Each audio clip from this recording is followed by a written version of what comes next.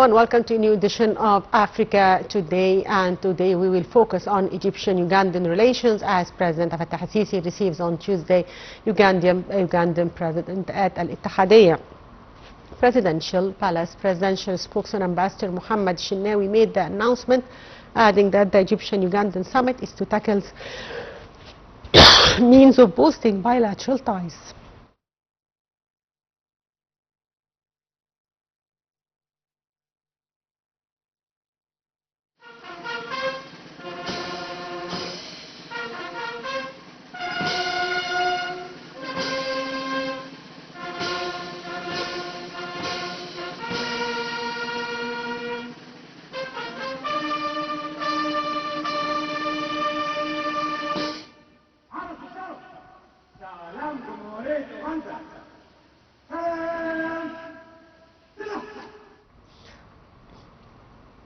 And the presidential spokesman Ambassador Mohammed Shinnawi made the announcement, adding that Egyptian-Ugandan summit is to tackle means of boosting bilateral ties between the two nations. He added that the two leaders will also tackle a number of regional and international issues of mutual concern.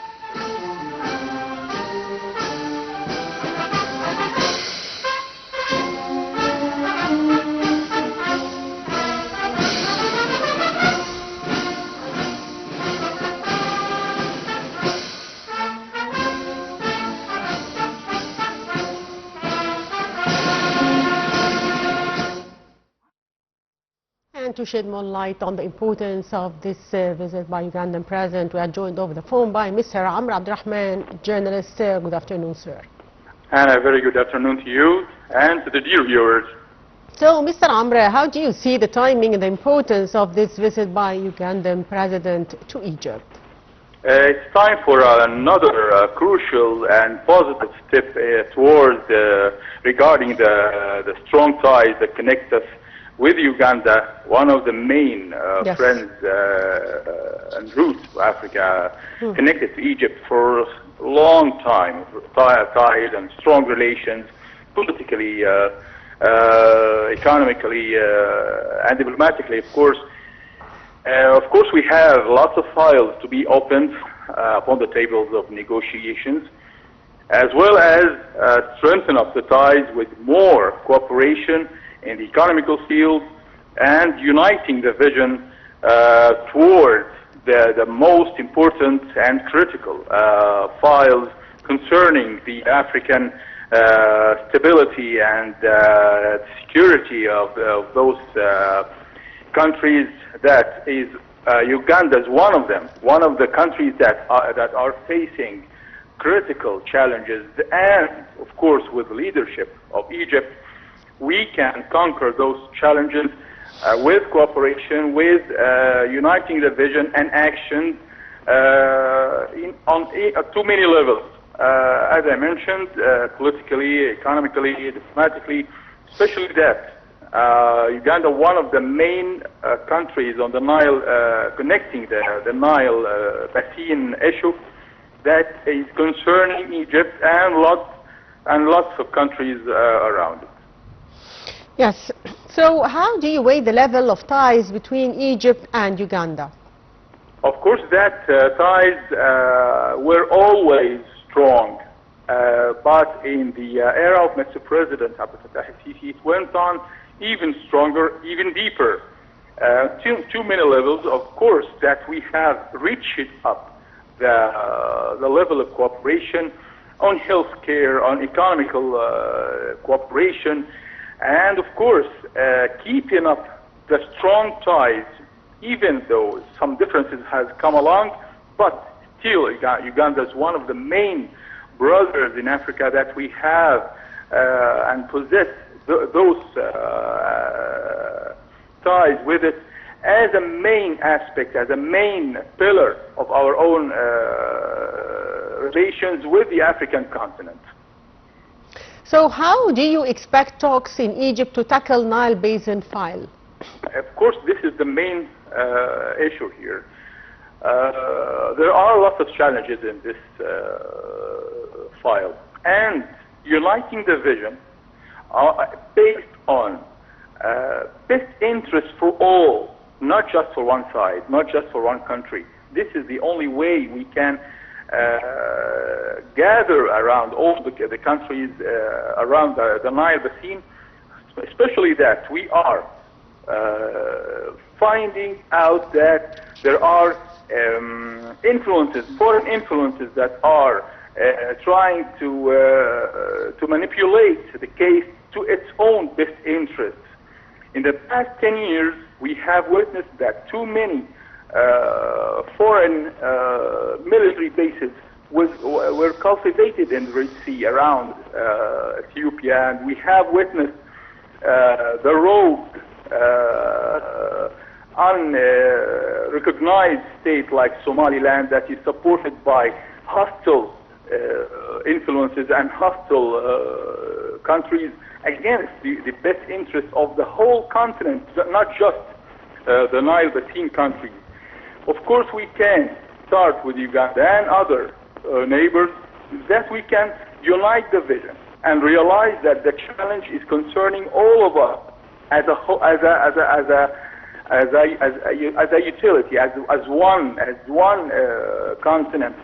That continent is still under the greed of the foreign influences from abroad, whether from the east or from the west. And sir, how do you weigh the importance of Egyptian investments in Uganda in cementing ties? Well, this is one of the most important pillars that the common relations are being based upon. Economical projects, economical cooperation, industrial cooperation, that is the level that we are seeking to build up upon, especially that we have now the strategy of uniting the efforts of the private sector along with the governmental sector. That goes along as the same level, that meets the same level of cooperation within the Ugandan side.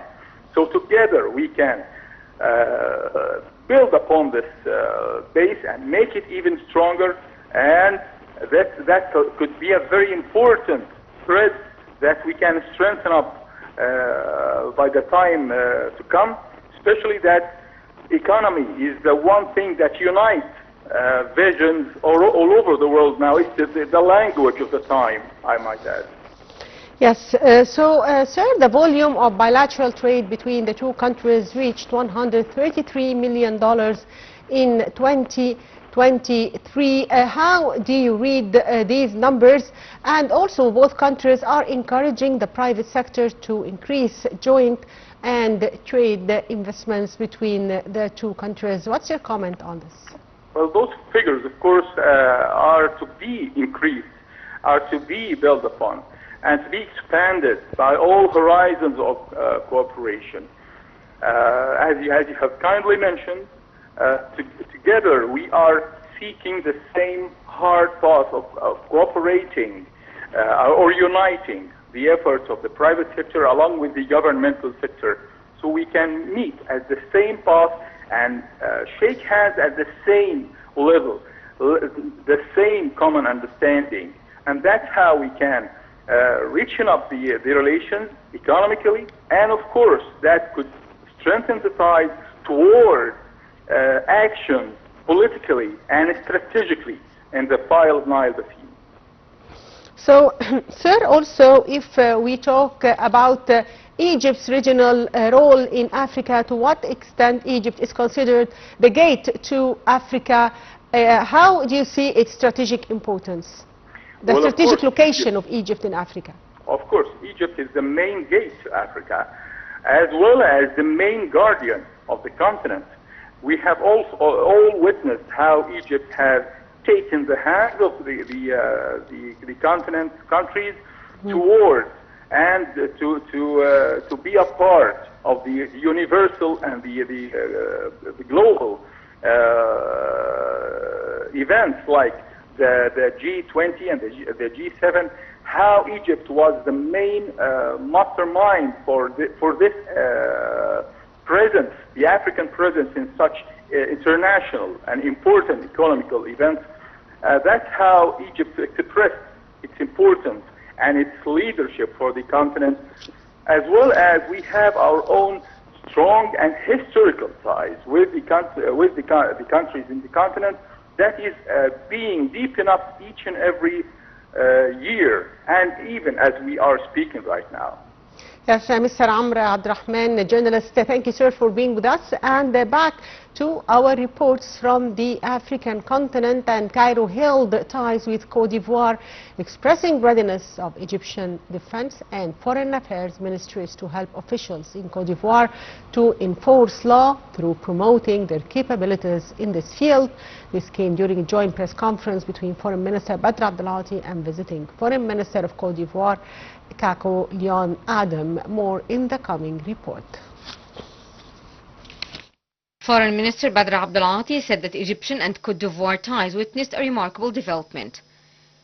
Abdel made the remarks as he addressed a joint press conference with visiting Foreign Minister of Cote d'Ivoire, Kako Leon Adam, after the two top diplomats met on bilateral ties and a set of regional issues of mutual concern. Abdel pointed out to the readiness of the Egyptian Defense and Foreign Affairs Ministries to help officials in Cote d'Ivoire to enforce law through promoting their capabilities in this field. Abdel reiterated Cairo's rejection of the Palestinians' displacement from their land and the attempted liquidation of the Palestinian question. He affirmed Egypt's continued efforts to reach a ceasefire deal. Abdel said the talks covered the developments in Libya and Sudan, along with the latest developments of the Nile water file.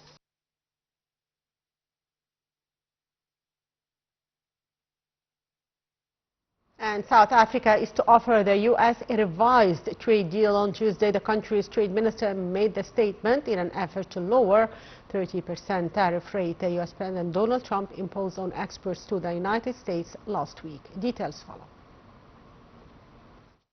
South Africa will submit a revised offer for a trade deal with Washington on Tuesday. The South African trade minister reported the move. Officials say the move comes in line with efforts to lower the 30% tariff rate U.S. President Donald Trump imposed on exports to the U.S. last week. The government of Africa's biggest economy has tried for months to negotiate a U.S. trade deal, but failed to reach agreement before Trump's deadline.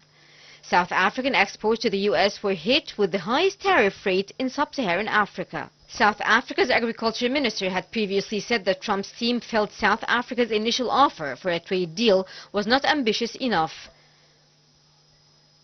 The minister, also leader of the second biggest party in the coalition government, said the new offer was a broad, generous and open offer that he thinks meets the ambition criteria.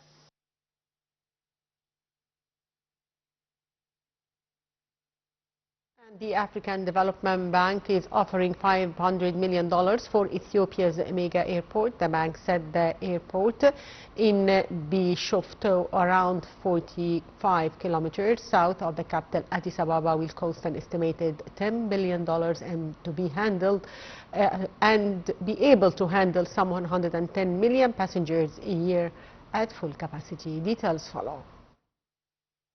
The African Development Bank, AFDB, said on Monday it will contribute $500 million to the construction of an airport near the Ethiopian capital, expected to become the continent's largest. The AFDB said the massive travel hub in Bishoftu, roughly 45 kilometers south of the capital Addis Ababa, will cost an estimated $10 billion and be able to handle some 110 million passengers a year at full capacity. Egypt's Cairo International Airport took the title of Africa's busiest in 2024, followed by Johannesburg's OR Tambo in South Africa, according to the official aviation guide. Partly financed by national carrier Ethiopian Airlines, the Bishoftu hub is expected to replace the capital's Bole airport, which can handle up to 25 million passengers annually. Construction is scheduled to begin at the end of 2025. In a statement, the AFDB described the airport as a transformational regional integration project that would enhance continental integration and connectivity.